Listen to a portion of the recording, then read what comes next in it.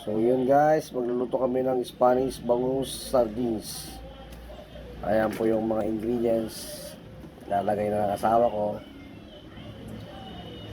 Mekos-mekos niya na. Mekos ng mekos-mekos.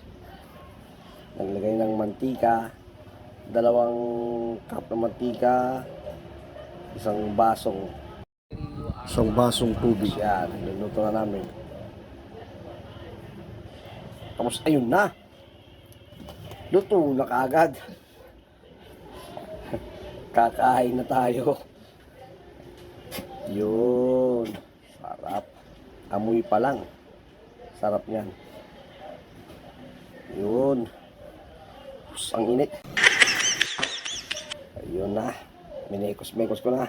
First bite. Wow! Salamat Lord. Subukan natin yung tinik. Malambot talaga. Kahit tinik, masarap. Wala kang itatapon. Subukan nyo rin to guys. Masarap. Grabe. Sobrang sarap.